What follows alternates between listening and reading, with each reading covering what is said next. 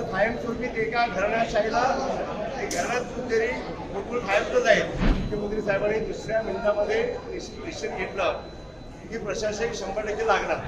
महत्वपूर्ण बैठक पार पडली. मुख्यमंत्र्यांच्या उपस्थितीत बैठक झाली आणि प्रशासक निर्णयाचा निर्णय झालेला आहे.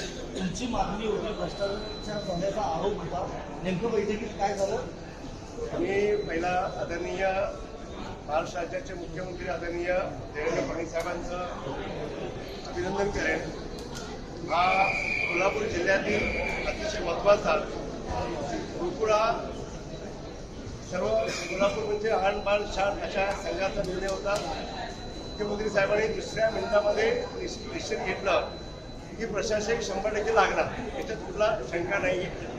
आणि प्रशासक लागल्यानंतर ज्या वाढीव दूध उत्पादन आपला वाढीव सभासद आहेत त्याची चौकशी होणार आणि त्यानंतर शासकीय पदाधिकारीची नेमणूक या संदर्भात इतर मान्यवर सगळे आमचे नेते दादा पाटील साहेब होते, मुन्ना माडिक साहेब होते, शोभिका साहेब होत्या, त्याचबरोबर पालकमंत्री आंबेडकर साहेब होते, अशोक मुश्रीफ साहेब होते, नावेद मुश्रीफ साहेब होते, त्याचबरोबर शिवसेनेचे श्रीसागर साहेब होते. सगळेच आमदार होते आणि सगळ्यांसमोर निर्णय झाला.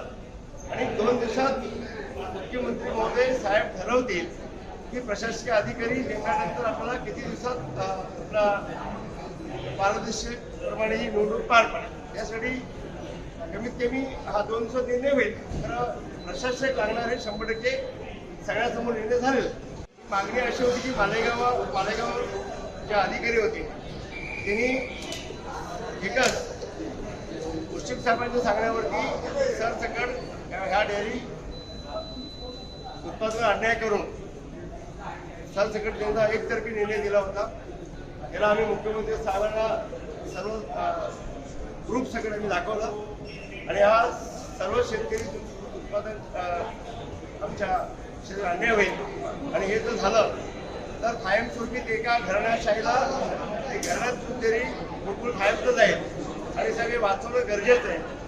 जिल्ह्यातील सर्व शेतकरी दूध उत्पादन कष्टातून घामातून ही संस्था संघ हा चांगल्या पद्धतीने चालावा म्हणून प्रयत्न आहेत.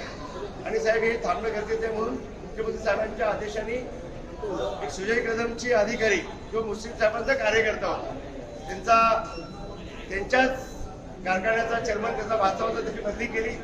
आणि आता पण अजून प्रयत्न थांबलेले नाही आहेत. आज वकील जे आपण कोल्हापूर जिल्ह्यात वकील दिलेत ते पण त्यांच्याच कार्यकर्त्यांचा भाचा दोन्हीसाठी अजून पण तो जबाबदारी चालू आहे.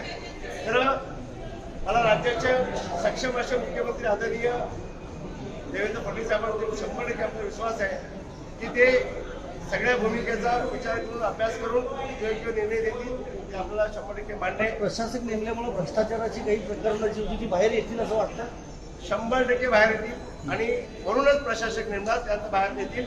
त्यानंतर निवडणुका लागतील आणि त्या निवडणुकीमध्ये आमच्या सगळ्यांचा सर्वांनी आम्ही अधिकार राज्याचे प्रमुख म्हणून आमचे नेते आदरणीय देवेंद्र फडणवीस साहेबांच्या समोर ठेवले आहेत. आणि नंतर ते सांगतील त्यांच्यावर आम्ही युती करावी, ते सांगतील त्यांच्यावर जावं हा निर्णय मुख्यमंत्री महोदय साहेबांनी घ्यायचा आहे. महाराष्ट्रातील सर्व बातम्यांचे विश्वासार्ह व्यासपीठ सकाळच्या सर्व सोशल मीडिया प्लॅटफॉर्मला लाईक, फॉलो आणि सबस्क्राईब करा. तसंच सर्व नोटिफिकेशनसाठी बेल आयकॉन प्रेस करायला विसरू नका.